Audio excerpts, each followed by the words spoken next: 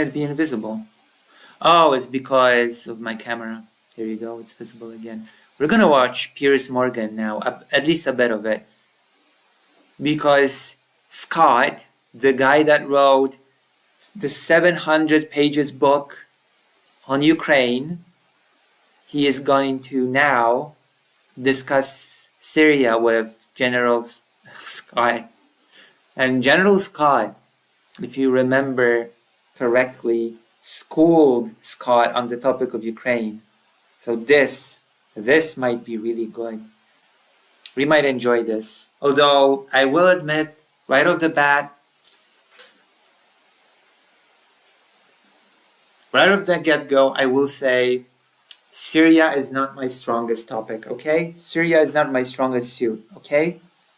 So bear with me as I watch Mr. General Scott, not Scott, Mr. General Clark, school Scott.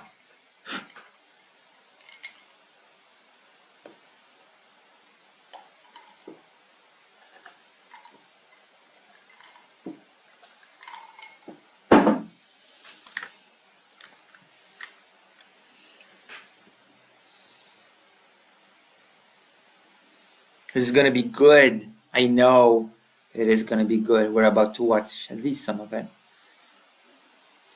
It's treason then. America is back on the side of Al-Qaeda. Quite frankly, it's treason. Oh my God, Scott always on the wrong side of history. How can that be? How does Scott always do it? How does Scott always end up on the wrong? Wow, would he prefer for the Assad regime to succeed? For the Assad regime to keep going? God, I hate those.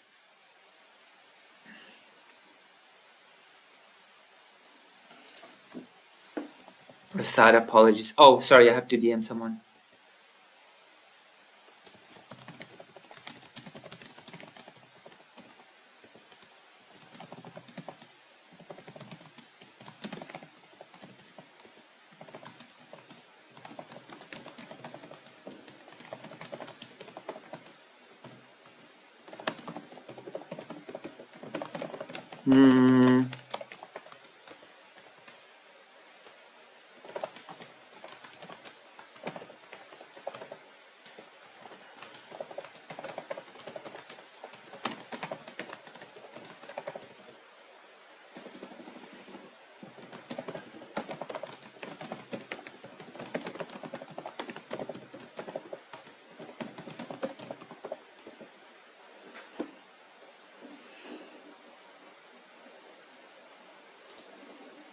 Right.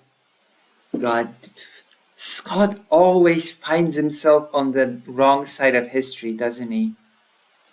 Also, I apologize, fake Kyle Parker, for this pause, dead time, etc. But I'm having a pretty important DM session thing.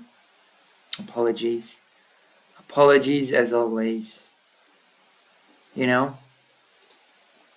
My deepest apologies.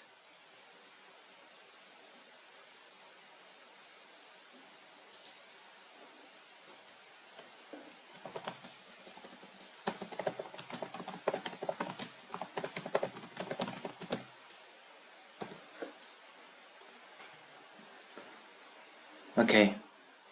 I know that the general is frustrated that America has to deal from a position of weakness here, but what are our other... That's not true, actually. How old is this? What do you mean from a position of weakness? This is one of those big moments when America can be dealing with from a position of strength, actually. Like, the party that's in the position of weakness is Russia here, if anybody. Like, it's two important military bases. I got the names here. The Kaiming Air Base and Tartus Naval Base. Like, crucial bases for Russia in Syria. Those are in jeopardy. And I'm going to talk about those bases later. Let's just say for now, those are important bases. Russia could could potentially lose them, and the US could actually, if we're gonna talk about cold geopolitics, the US, this is actually a perfect opportunity for the US to swoop in and replace Russia in Syria as the party that predominantly does business with the country and that has more influence in the country, if we're being blunt. But, whatever. Alternatives. Putin does believe he's going to win. There's no doubt about that. Europe has population, it has technology, it has investment resources. It's everything that Russia wants. This is going to be the great challenge for Donald Trump. True, it does. And also, as evident, Putin has sacrificed a lot of his other wins and influence in order to keep going in Ukraine. Putin has basically sacrificed Syria, has sacrificed Assad's regime in order to wage his war against Ukraine, if you think about it. He sacrifices everything for that. It became like the most important thing for Russia from his perspective. That's the reality of the situation. If he wants to make America great, he can't do it by sacrificing Europe. Hello. I mean, I guess he sort of wants to sacrifice Europe in a way. He wants to abandon US presence in Europe, which is a big mistake, but Trump is Trump. Hello, Glitchmaster. Let's not let Putin talk us into the inevitability of Russian victory. He wants territory. This is Mother Russia. They lost half of Russia to the Germans. They still won. This is about whether there's going to be a Ukraine or not. And we've got a guy who's the top deal maker in the world, according to him. And I hope top deal maker in the world. Oh, we're still talking. Nice. It's going to be about Ukraine. I mean, you cannot talk about Russia and Syria without talking about Ukraine. For example, for the reason that I just said, that Russia basically has sacrificed Assad's regime in order to continue its campaign in Ukraine. Which we'll see how it will end up. They might still retain their bases. We don't know. That's actually an unknown at this time, whether or not Russia will be able to retain its bases in Syria.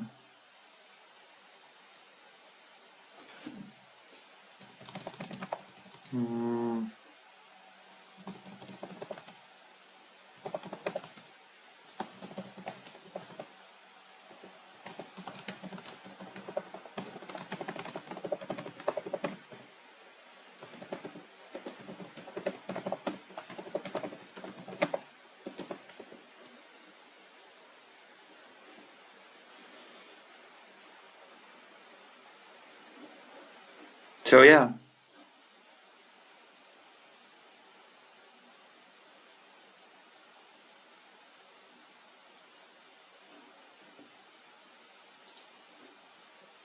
Donald Trump can follow through on his pledge and end this war in 24 hours.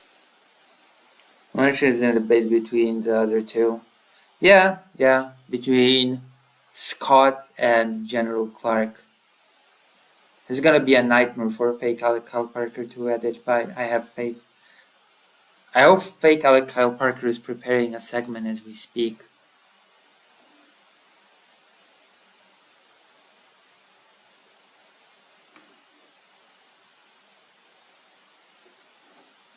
You know?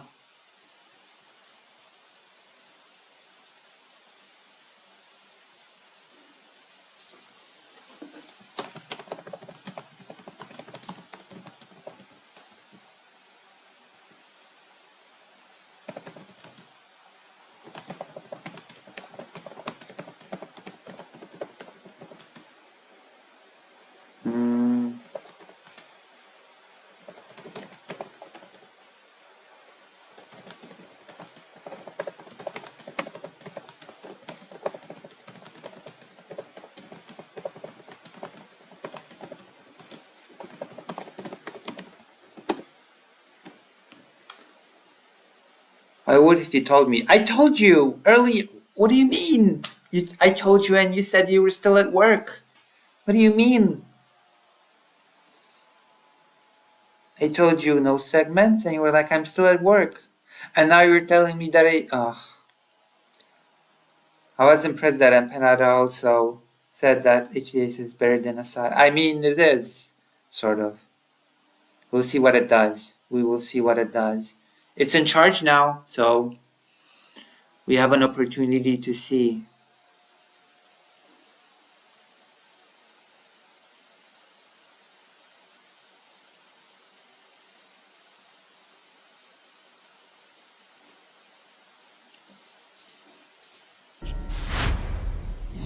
The world is still trying to make sense of Bashar al-Assad's spectacular downfall in Syria. On the one hand, this was a popular and organic uprising against a brutal dictator. On the other, President Biden says that his demise is directly thanks to Israel and Ukraine for weakening Iran and Russia, backed all the way by the United States. Holy what? What? Brutal dictator downfall in Syria. On the one hand, this was a popular and organic uprising against a brutal dictator. On the other, President Biden says that his demise is directly thanks to Israel and Ukraine for weakening Iran and Russia, backed all the way by the United States. And Hezbollah. And also Hezbollah. Experts are now praising the reinvention and reformed vision of the man who led the rebellion. Battle-weary cynics are wondering when the US and its allies learn to trust a group with... Wait, it means... Does he mean Giuliani? Or the person that has changed? ...explicit links to Al-Qaeda. Doubtless there are many cross wires here, and many of them lead in... Muhammad Giuliani. ...opposing Giuliani. directions to the United States and to Russia. Over the next hour, we're going to untangle them with the help of two guests who are returning by popular demand.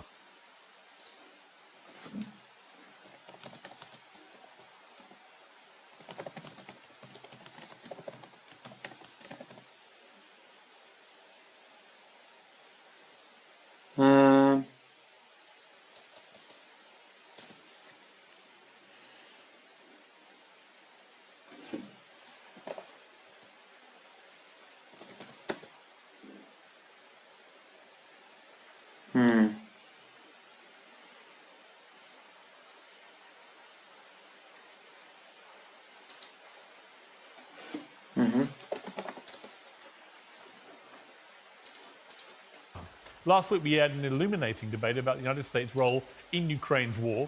Two guests in particular felt they had more to discuss with each other, and the audience agreed. Scott Horton is... God, I hate Scott. I'm sorry. I just hate Scott. From ever since I saw him in that one episode with Anastasia, I hate Scott.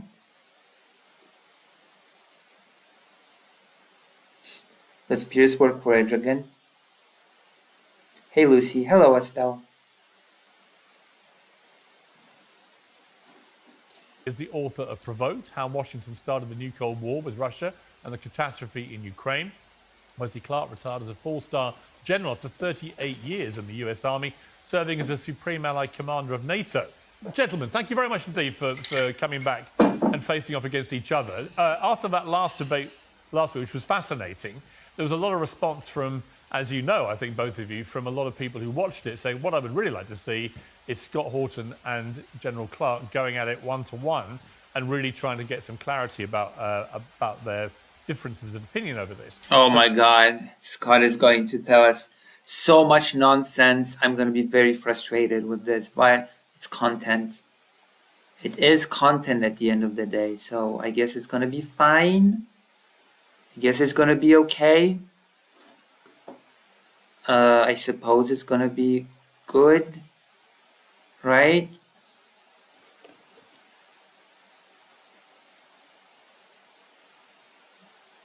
Are you still here, fake Alec Kyle Parker?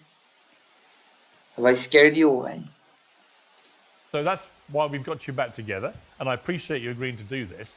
I Right. would say that, General Clark, I gave you a lot of time the other day deliberately because I found what you were saying were fascinating. Here, if we can, I'd like to keep the responses slightly trimmer so that we can get more of a debate going than people talking perhaps for too long in one slab. So with that in mind, let me start with you, Scott. I want to start with Syria. We are going to come to Ukraine, which is the main purpose of getting you back together. So can we do a segment? Hey, I'm gonna turn off the clock. What am I doing wrong?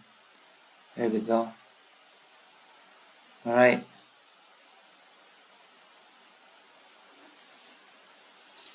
But on Syria, what is your view about what has really happened here? Well, obviously, you have what amounted to a secular dictatorship there that, they had some phony elections from time to time, but essentially it was a strong-arm dictatorship that obviously, when it came down to it, lacked the popular support that they needed to stay in power. But I'm extremely worried about the near-term and medium-term future here because the group that has taken over, HTS, really is Al-Qaeda in Iraq, in Syria.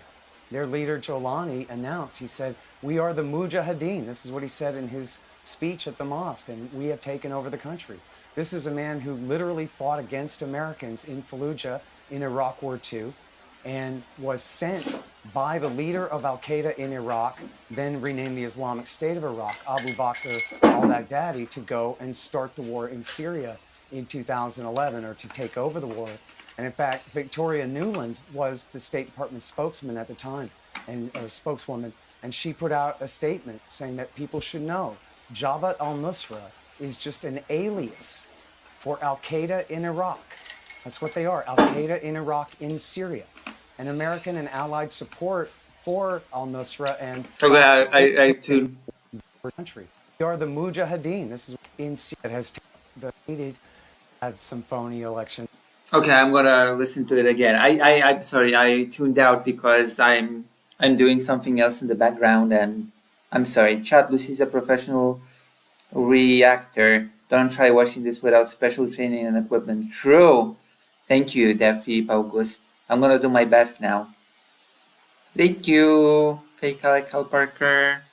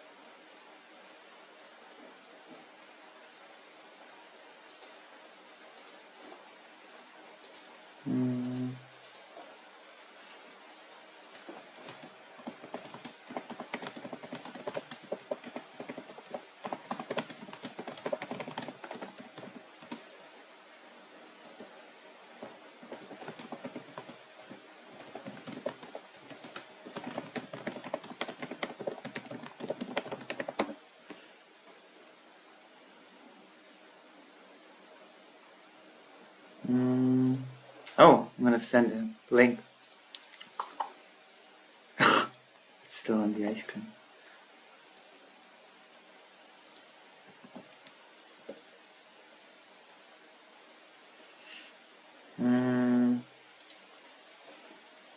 Let me see.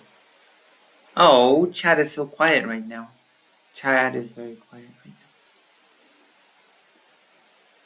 Anybody on the side chat?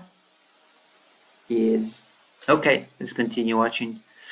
Guy, I'm not gonna enjoy watching Pierce Scott wrote a 700 book of nonsense about Ukraine.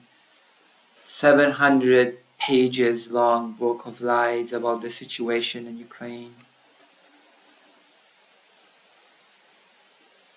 You're quiet because you're doing nothing. I am doing something, okay? I'm doing a secret thing in the background. My apologies.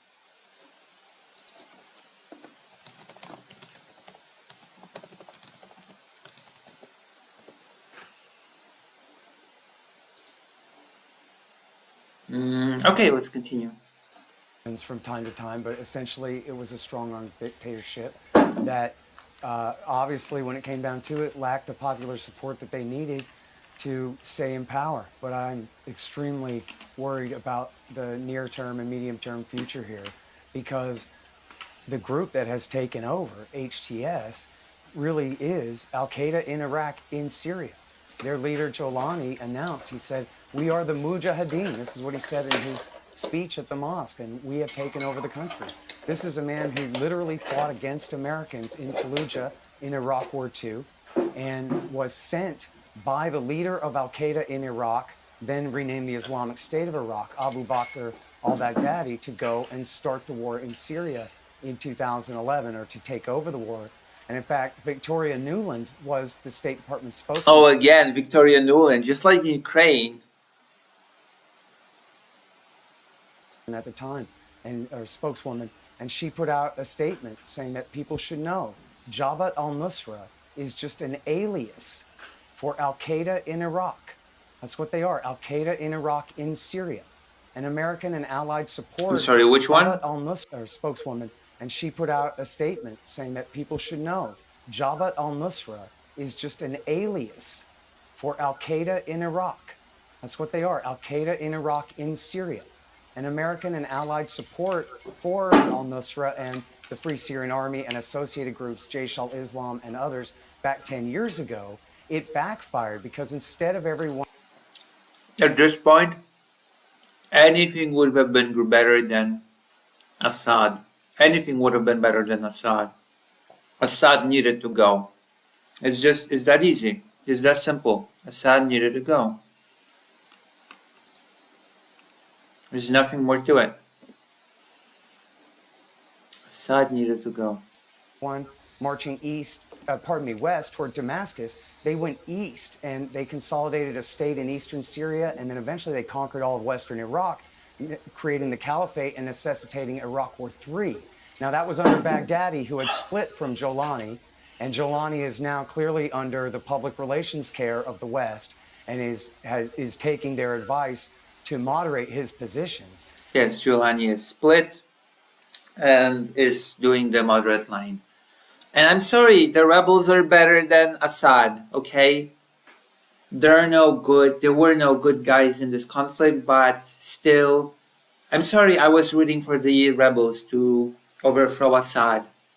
Because he's not gonna defend the atrocities of Assad, will he? The bombing, the things that are coming out of those prisons, the terror. He's not gonna sort of come out here and defend it.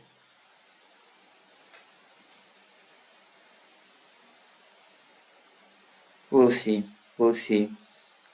Right now the HST is in charge, right? The full name, Hayat. Gosh, what was the full name? My goodness.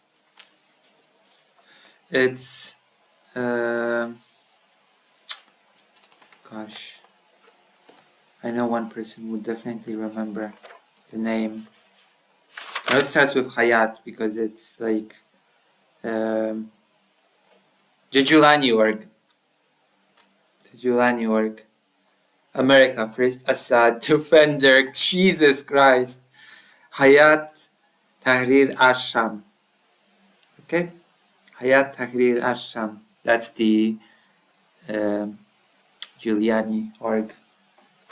Muhammad Giuliani.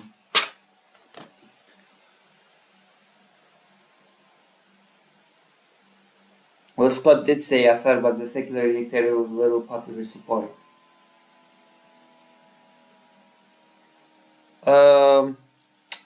There is a fear that they might go after the Kurds.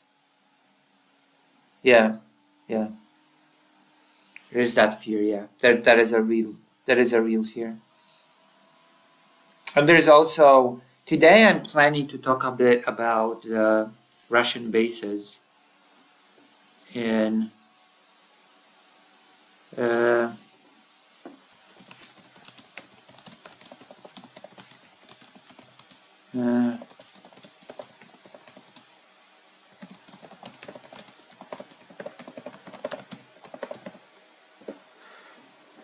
You know?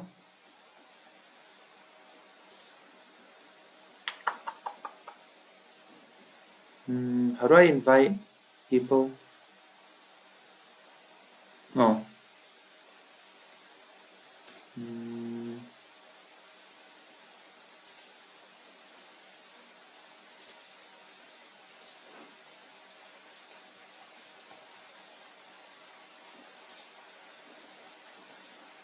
All right.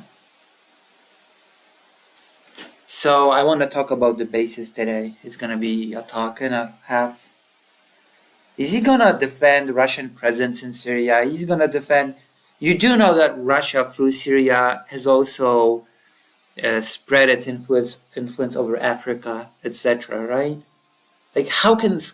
Come on, Scott. Not everything can. You cannot possibly be all that in the America bad sauce. That whatever Assad does is okay because like America bad.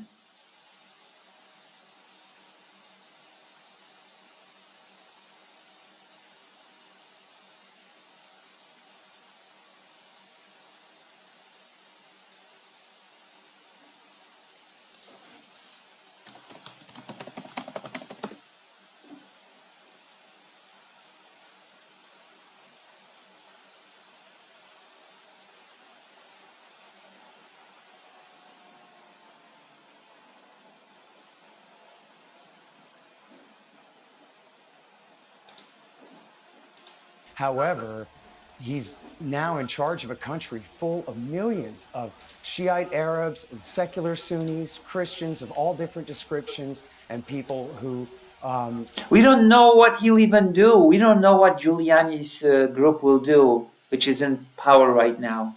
We know what Assad did for decades. Are you gonna defend that? are certainly not going to be welcome to help rule the regime with him and may very well be under threat. And it remains to be seen how well he will be able to control his new legions, who truly are bin Ladenite terrorists, Okay. the Mujahideen, in his own words. General Clark, I mean, my understanding of the situation is not too dissimilar to what Scott has just laid out. I mean, this guy who's now running the rebels and taken over is somebody. Well, there are quite a few rebel factions, at least 3, but I mean, his faction is in charge basically now, most in control. Who was part of Al Qaeda.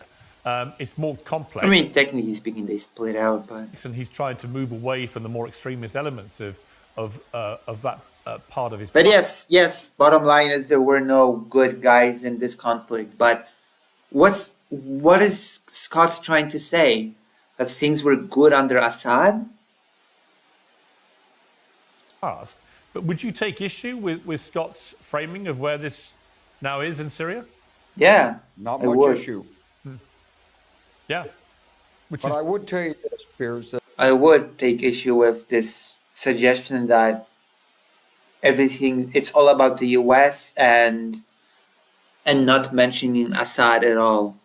when you're looking at this region, you can never exclude the role of states in the region. They finance the terrorists.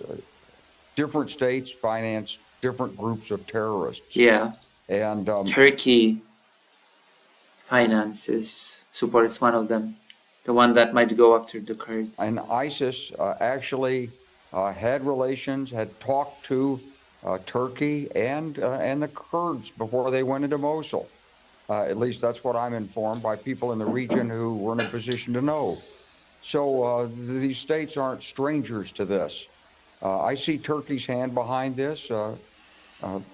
President Erdogan, for a long time, has had expanded visions in the region.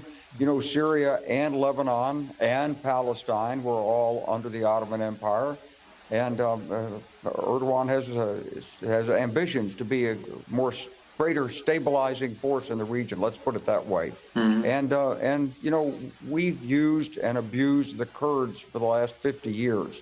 We used them against Saddam Hussein. We abandoned them. We used them again. We supported them, and now they're at risk again. And we've got U.S. troops in there. Yep, they are at risk. Yeah. with them. And there's already fighting. There was fighting between some Turkish-supported Syrian National Army troops and the Syria Democratic Front, which we're supporting. And so this is a really unsettled situation. We just don't know how it's going to turn out. And before I go, I'll say one thing, though, that is good, at least thus far, is that they've said the government of Syria should stay in place and the army should stay in place. And they learned more maybe from our experience in Iraq. But when you're going to go in and take over, you don't immediately destroy all the authority. right. Who has control of the intelligence? Because this is going to be a lot of score settling here. Yeah, I mean, Scott, a Lebanese friend of mine said to me today, if you look at Iran after the Shah was deposed, if you look at Iraq after Saddam was deposed, if you look at almost Libya with Gaddafi, if you look at the history in the last few... I mean, all those people were not deposed in the same way. Like those are different situations. You cannot just reduce it to, oh, dictator deposed. And here we had a civil war. There was not an invasion like in Iraq, for example. decades of dictators being deposed, or alleged dictators, the Alleged dictators. Was Assad an alleged dictator?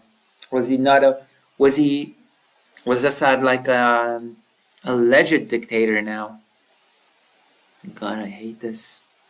I hate this already. Assad, Bashar Assad al-Assad, the alleged dictator. future can often be as bad, if not worse, certainly in the aftermath for a few years. I mean, I don't think Clark will come out as a pro-Assad guy somehow. Agreed. I mean, Listen, I'd like to go back, Pierce, to something that General Clark is probably most famous for in the world, more than even the Serbia war, is his statement from 2002 about a secret plan that he had seen in Donald Rumsfeld's Pentagon to take out 7 countries in 5 years. And that plan, that's the neoconservatives' plan. That's the Wolfowitz, Richard Perle doctrine. And it was based on the thinking of Perle and David Wormser, the clean break strategy from 1996. And what they said, it's a little bit complicated, but what they said was Israel's problem is Hezbollah on their northern border. And what they wanted to do was dump Oslo and take the Palestinian territories. But they couldn't do that as long as they had a threat from Hezbollah on their northern border. And they said the problem is Hezbollah is armed by Iran by way of Syria. And then nonsensically, Pierce, they said the way to solve this was to get rid of Saddam Hussein, secular Sunni Saddam Hussein, the roadblock in the Shiite crescent. Yes, Saddam Hussein, the great leader of the people, Jesus Christ Almighty. He is going to defend Assad. Get rid of him, and David Wormser and Richard Perle Oh, thought God. that would give Turkey It's- and Jordan dominance over the Iraqi Shia supermajority, and then they It would all really is just about U.S. interests for this guy. All of Scott's politics revolve around U.S. bad, literally. Watch him defend Assad. have the Iraqi clergy tell Hezbollah to stop being friends with Iran and be nice with Israel. Well, that didn't work at all. And Iraq War II was a disaster. It put Iran's best friends in power in Baghdad, the Supreme Islamic Council, the Dawa Party, and their great advisor, the Ayatollah Sistani. That's who rules Baghdad now because of Iraq War II. So then they launched a policy, and everyone, I beg you to read this. It's Seymour Hersh in the New Yorker magazine. It's called The Redirection, and it's from 2007. And what it is Khalilzad and Abrams, 2 card-carrying neoconservatives, they said, we screwed up. We just put Iran's best friends in power in Baghdad. Now we have to try to make up for that fact by overthrowing Bashar al-Assad in Syria. And this policy was adopted by W. Bush before Barack Obama ever came to town. And if you go back, and I document this in my previous... Poor secular Bashar al-Assad. It's like the well-being of the people living in the area never even gets a mention, a consideration. book, Enough Already. If you go back and look at the dawn of the intervention in the Syria war in 2011 and 12, it was the neoconservative war party that puts Israel first. That said, yes, we should support even bin Ladenites, even after September 11th, even after Iraq War II, where they killed 4,000 of our guys, of the 4,500 who died in Iraq War II, because they hate the Shiites more. They hate Iran, now Baghdad, Damascus, which is Alawite but allied with Iran, of course, and Hezbollah. That's the neoconservatives' enemy, is the Shiite alliance. It doesn't matter what sort of ruler Assad is. It doesn't matter what the Syrian people want. All of that doesn't even come into consideration in all of this. It just doesn't. But it wasn't Hezbollah that knocked our towers down. That was the bin Ladenites. They weren't sent by Iran, Iraq, or Syria, the axis of evil. They were from our allied states. They hated us because we were too close to Saudi Arabia and Egypt. So here we are. It's America's Sunni alliance versus Iran's Shiite alliance. And America is back on the side of al-Qaeda, and because of the interests of a foreign power. And quite frankly, it's treason. Joe Biden. It's treason. It's treason then. It's all about American interest. Always. Always. Announced he's going to give aid. What about Russia supporting Assad and spreading its influence in the region? Does that sort of factor into any of this at all? Or is it irrelevant? Like, come on. You cannot just talk about the US. You cannot just ignore Russia completely. Can you? I mean, Scott can, apparently. To the new bin Ladenite government in Damascus now, yesterday. It's incredible, but that's the answer. That's why. Okay. I want to play, out of fairness to General Clark, I want to play the clip that Scott referenced there of you back from 2002. So let's listen to this. Right after 9/11, about 10 days after 9/11, I went through the Pentagon and I saw Secretary Rumsfeld and Deputy Secretary Wolfowitz. I went downstairs just to say hello to some of the people on the Joint Staff who used to work for me. And one of the generals called me in. He said, "Sir, you got to come in. You got to come in and talk to me a second." I said, "Well, you're too busy." He said, "No." He says, "We've made the decision. We're going to war with Iraq." This was on or about the 20th of September. I said, "We're going to war with Iraq. Why?" He said, "I don't know." He said, "I guess they don't know what else to do." Jesus. So I said, "Well, did they find some information connecting Saddam to al-Qaeda?" He said, No. He says, "There's nothing new that way. They just made the decision to go to war with Iraq."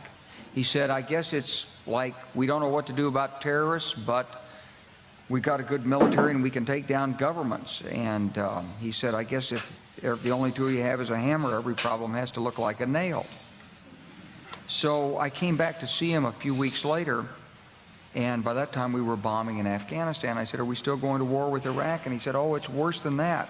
He said, he reached over on his desk, he picked up a piece of paper, and he said, I just got this down from upstairs," meaning the Secretary of Defense's office today, and he said, "This is a memo that describes how we're going to take out 7 countries in 5 years, starting with Iraq and then Syria, Lebanon, Libya, Somalia, Sudan, and finishing off Iran." General Clark, aside from the fact that you have aged extremely well since that clip, given we're 22 years later, so congratulations on your gene pool. When you hear yourself talking then, I mean, you sound almost incredulous about what you were learning there. What do you feel about it? Actually, you know when it started, Piers, is 1991. I went in to see Undersecretary Wolfowitz in May of 91. He told me, I said, "You got to be proud of how the troops have done in the Gulf War, right?" He said, "Yeah, but President Bush said they're going to get rid of Saddam." He said, "I don't think that's going to happen." He said, "But we've got maybe 5 to 10 years to get rid of all these old Soviet surrogate countries, governments like Iraq and Syria and Libya and so forth before the next great superpower comes along." I said, 5 to 10 years, we're going to attack them? And he said, "Well," and I said, "Who's the next superpower? Is it China?" He said, "Well," and then he sort of faded off like Have you seen the Syria Civil War flowchart? Send it.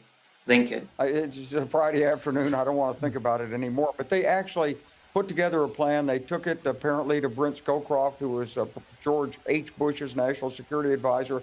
And General Scowcroft said, let's hold on this until after the election. The election didn't work out for them. They left. I came into the Pentagon in the spring of '94. They said, what's the national security strategy? I said, I don't know. But what about the stuff that Wolfowitz was proposing? Nobody'd ever heard of it. It got resurrected in a study that was paid for by the Israelis, Richard Pearl. And that's the study that said that if you want to protect Israel and you want Israel to succeed and have peace negotiations work, then you've got to get rid of the states that are surrounding on the periphery that are preventing Yasser Arafat from making an agreement. And so this led to all that followed. So I'm not that far off. It's just that, right now, I don't know for sure exactly. I just want to know one thing. Does Scott believe that deposing Assad was a bad thing? That's how it feels to me, but we'll see. Whether the Sunni terrorists that comprise HTS have changed their spots, I don't really see I don't know their independence from Turkey. My guess would be that that President Erdogan. He's talking about Giuliani's group, HTS. Again, Hayat Tahrir al-Sham. Helped them, maneuvered them around. He certainly was the first national leader to speak out on their behalf. I suspect that Turkey told Russia, don't worry about your bases there. We'll protect them. You can stay. But you remember when this first started, Russia was bombing, and then they stopped. And that's when they head to the state-to-state discussions. Yep, there's a chance that Russia might keep its bases, in which case this whole situation would be basically salvaged by Russia. We're going to be talking about it later. We might be talking about it later tonight, because I have a whole thing prepared. But yeah, I have a whole thing prepared about the two crucial bases that Russia still maintains in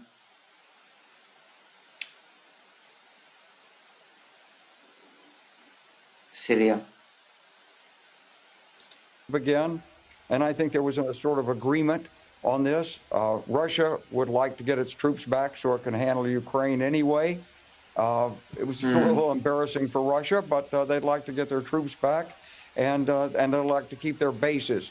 And Turkey would like to have greater. As I said before, Russia has basically sacrificed everything in order to be able to fight Ukraine.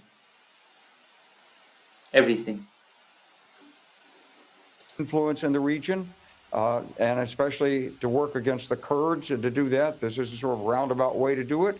And then they're sort of gambling that they can control the devils that they're working with in there. I don't know how this is going to work out, and I don't know what assistance the United States is going to provide, because we're working with the Syrian. And there is a chance that under Trump, the U.S. might just wash its hands of the whole thing. There is a chance of that happening as well, and that will be a disaster, in my opinion. The Democratic forces and the Kurds up there in the northeast, and that's probably not going to be a smooth relationship, at least initially.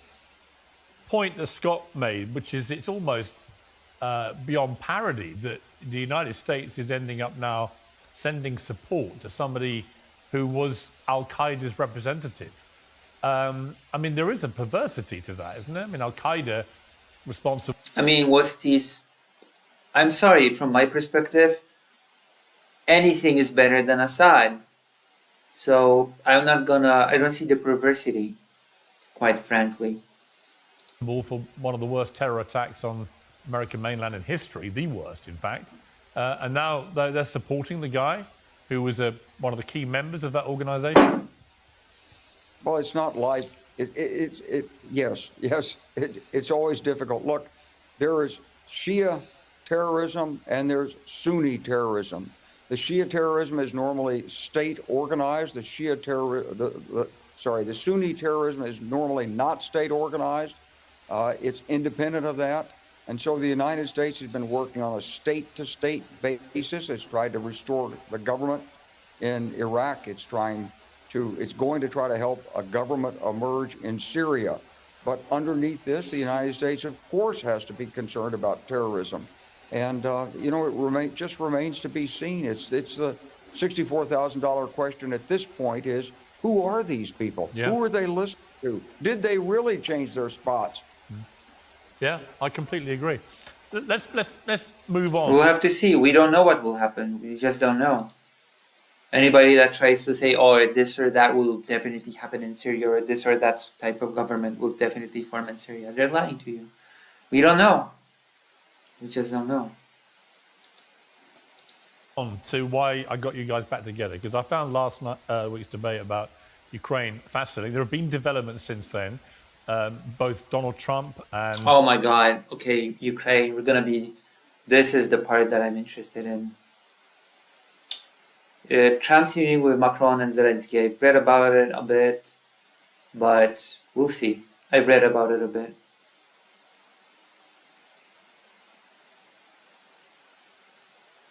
Okay, well, the rest is going to be about Ukraine. I feel like maybe if things go well, we'll be able to turn the Ukraine bit into a segment. I feel like that's what we're going to do. Okay, Cal Parker. President Zelensky, they've both come out now with statements, Scott, about... it looks to me like Trump is desperate to do a deal.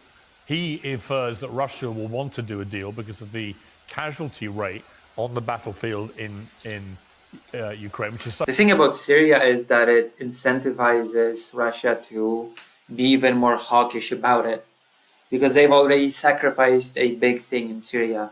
Well, also we'll have to see how it'll go with the bases that Russia has in Syria, but still.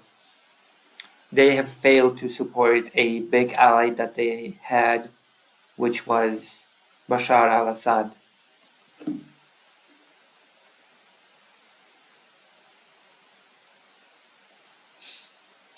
So bad for the Russians now. They're recruiting North Korean troops to come and join them because they simply can't get the manpower.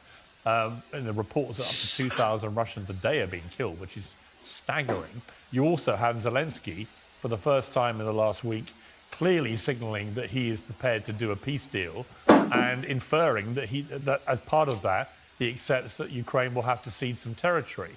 But he also says that Ukraine would have to join NATO as a security guarantee, which is a very important part of this whole equation. A crucial part, actually, if you think about it. But where do you think we're going to be with Ukraine, first of all, in the next 6 months? Well, I'm really not sure. I definitely am very pleased to hear Donald Trump insist that we have to have a negotiated solution. I hate you, Scott. I hate you so much. It's not about it being a negotiated solution. It's about what those negotiations will mean for Ukraine and its people. Nobody's saying, oh, we hate negotiations. Negotiations have to end in a just peace for Ukraine.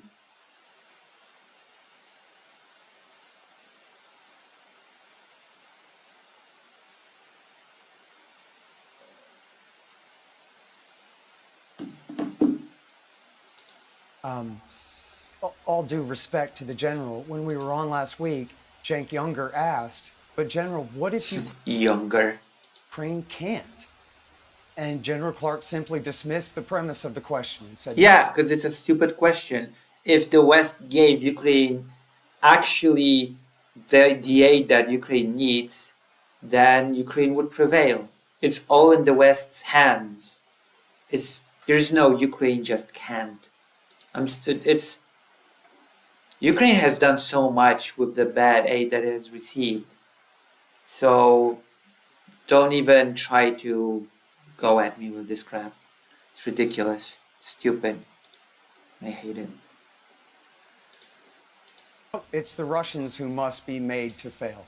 But the thing of it is that's really not based in reality. That's like saying, well, the Taliban just can't. It is very much based in reality. There's just a will to make this political reality happen. That is what it is. The aid has been dripped from the very beginning of the war, low quantity, and the aid has always been given to Ukraine with a delay, which allowed the Russians to adopt, which allowed the Russians to prepare themselves. The aid has been severely mishandled. Ukraine has not been given what it needs in the quantity that it needs to actually defend itself. And on top of that, Ukraine has been bogged down by a series of limitations as to how it's allowed to use the aid that it does receive. Ukraine is fighting with one hand tied behind its back. That is another reality. I really hate this rhetoric of people saying, no, it's just impossible. Ukraine just cannot win. It's getting all that it can and it's still not winning, which means that it's just impossible for Ukraine to... No, that's nonsense. Ukraine's not receiving all that it needs. Ukraine is not receiving all that it could. And it's with proper support, it would absolutely be possible for Ukraine to push Russian soldiers out of its territory. Absolutely. I believe it 100%. Nobody can convince me that if the West had actually supported Ukraine militarily as it could, that Ukraine would not be capable of pushing the Russian forces out of its territory. Nobody will be able to convince me of that. Can't be allowed to win, or Ho Chi Minh just can't be allowed to win. They're going to win. And the question is how bad... That is a completely different situation. That is a nonsensical... How can you compare the war in Ukraine to the Vietnam War? How can you even do that? That is such a nonsensical example. It's going to be. As everyone has agreed, including Biden, we're not sending the 82nd Airborne in there, or the U.S. Navy, to reverse Russian... Those are completely incomparable things. ...gains on the ground. There's no way we're willing to risk that level of war between NATO and the Russian Federation. There you go. You said it yourself. There's no way we're willing. There's no political will. That's all that there is to it. The lack of political will. It's not about Ukraine not being able to do it. Ukraine just cannot do it. You just can't do it. No, it's not about that at all. Even Scott understands this. It's just being dishonest about it. Because he is Scott. To reverse Russia's gains on the ground. And the Ukrainians don't have the manpower to do it. As even Kamala Harris has explained, Russia is a bigger country. They have more men, and they have not even engaged in a full-scale mobilization. Yeah, but the West has technological advantage over Russia, and it's also the West that is too scared to send any troops to support Ukraine, by the way. Yeah, I'll go there. The West is pissing its pants and not willing to send any troops to support Ukraine, while Russia has allies that are willing to send troops to the front line. It is really embarrassing that Russia has more reliable allies at the end of the day than Ukraine. That Russia can depend more on timely and an okay amount of quantity of weapons shipped from Iran, from North Korea, and to some extent more secretively from China, while the West is sort of, oh, we have to agree, how much can we send, maybe we shouldn't send this type of weapon, maybe we should not send that type of weapon, but if we're gonna send it, it's gonna be in this amount, it cannot be too much, but you know what? There's going to be delays because transportation is difficult, transportation is complicated, so there's going to be a couple of months of delay. And on top of that, the Europeans don't have a unified systems of weaponry and munition. So even though certain artillery shells are across the board the same caliber, they might not work with certain European systems. So one type of shell received from one European country might not work with a system from a different European country, something that Ukraine has apparently experienced firsthand on the battlefield. It's embarrassing. It's sad. It's pathetic.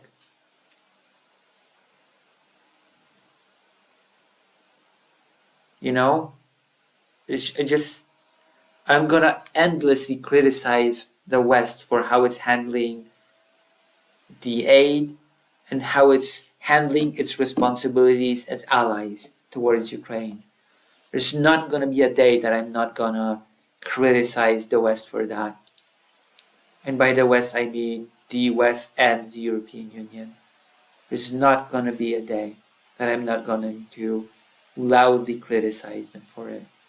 Because we could have been in a completely different situation right now if the West was not so afraid of escalation, if the West was not so afraid of nuclear Armageddon. Yet. They are, for public relations purposes, obviously keeping this a so-called police action, special military operation, not a full-scale war. They could escalate. They could expand conscription. This is bullshit. I'm sorry.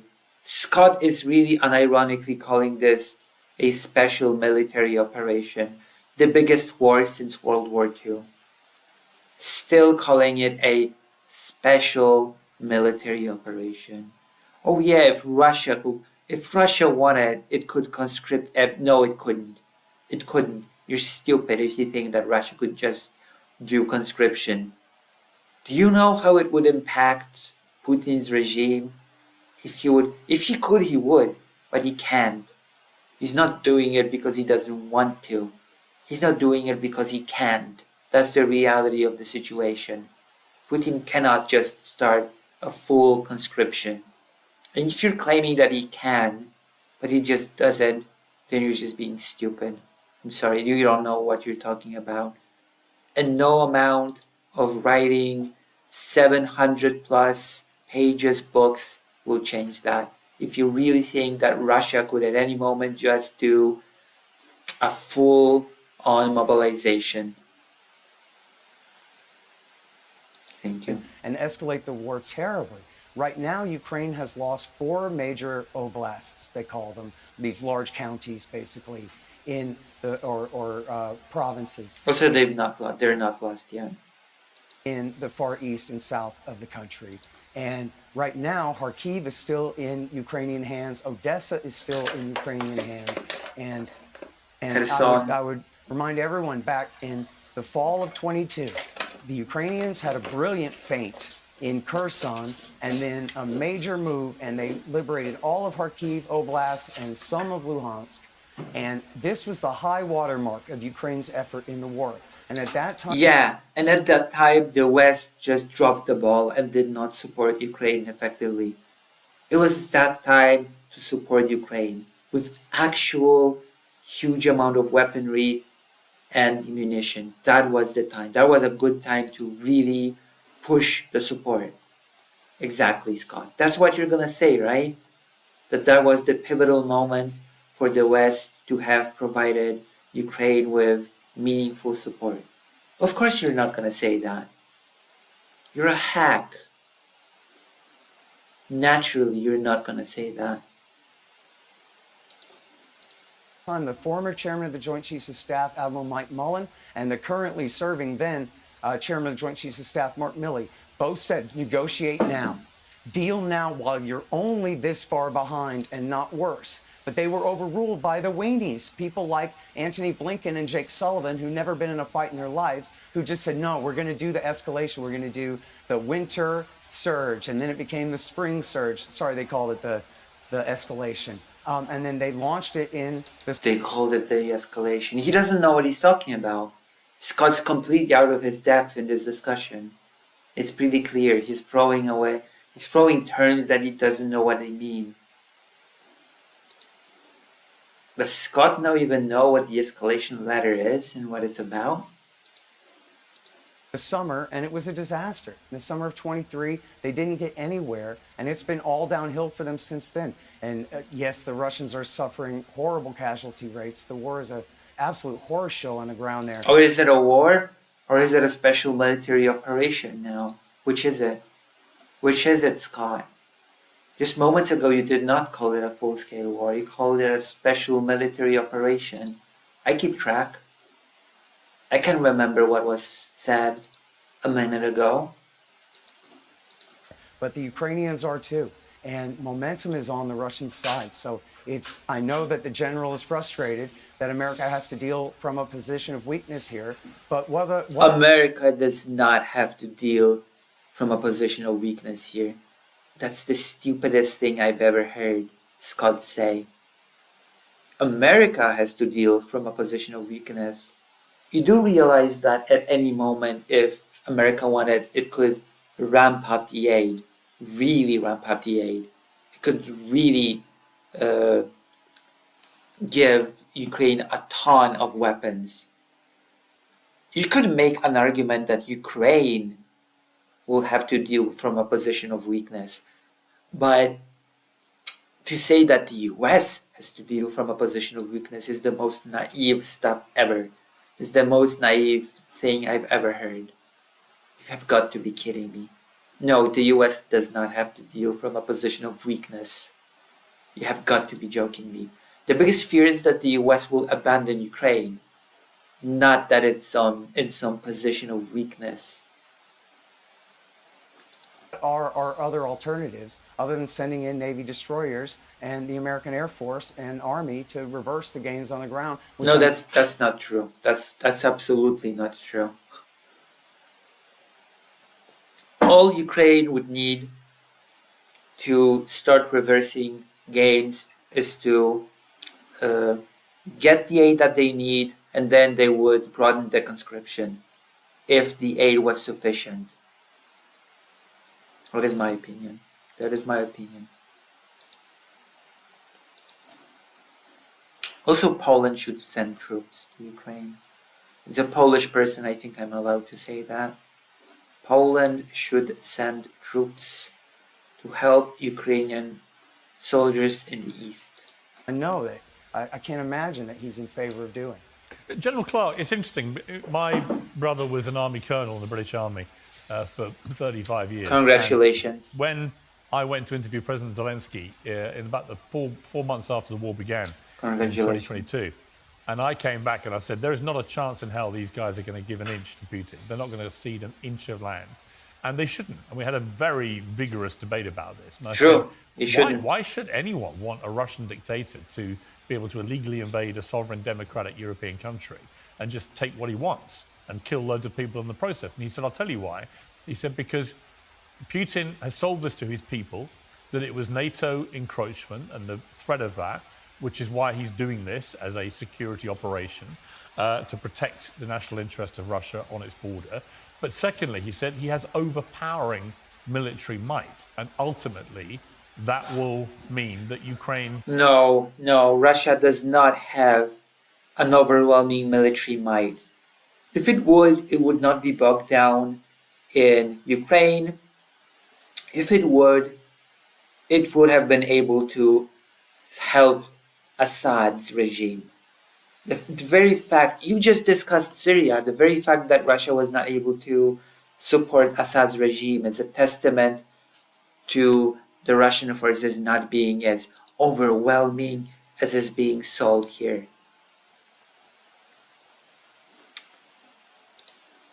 Russia is suffering horrible casualties against a Ukraine that is not receiving sufficient aid. Think of that what you will. I think it's a testament to the fact that Russia is not this invincible force of nature that just has an unbeatable army. Russia has lost plenty of wars before in history. Just keep that in mind as well. The only thing that's stopping the West from fully committing to aiding Ukraine is the fear of nuclear weapons, which fear Russia is consistently taking advantage of. Consistently, without fail. Cannot win this war. And I spoke to him yesterday. And that is the biggest lie, that it cannot win this war. And I had to basically see that I feel like he's been proven right. Now, it may not look like a glorious victory for Russia, but ultimately it is highly likely, I would think, unless you... God, I hate this rhetoric so much. It pisses me off so much. You have no idea. You have no idea how much I'm pissed at this sort of rhetoric. You could not even begin to imagine how it pisses me off. Because it just makes the West pat itself on the back and say, yep, we've done all that we could. There was not much more that we could have done. It would have ended like this in any scenario, which is... think otherwise, that Ukraine is going to have to... It's frustrating. It honestly is very frustrating. Honest to God, it's very, very frustrating. to cede most, if not all, of the territory that Russia has taken, isn't it? Well, I don't think there's any. I sure hope General Clark pushes back against this, at least to some degree. At least a little bit. Please. Please say something. Be my hero, General Clark. Be the hero that I need and deserve. Please. I beg of you. Reason, or nor does it make good negotiating posture to sort of advance this at this point. I think if you go back and look at this, first of all, the U.S. intelligence agencies failed from the beginning to really appreciate what was going on in Ukraine. We didn't have coverage. The diplomats didn't understand that Ukraine was a different country than Russia. Most of the people that studied the Soviet Union went to Moscow after the war. They didn't go to Ukraine. While I have of course, a different perspective because I'm Polish. And of course, Polish people, of course, the Polish government, of course, the Polish state did understand that Ukraine is its own thing, that Ukraine is a country. In fact, even before Poland stopped being a part of the Soviet bloc, the Polish opposition understood that Ukraine is a key factor when it comes to Polish security in the long term. That without a secure Ukraine, there is no secure Poland. That was the doctrine that has been formulated during the opposition days in the 70s, in the 80s. It's a really interesting thing. I think at one point I will be doing a whole segment about it.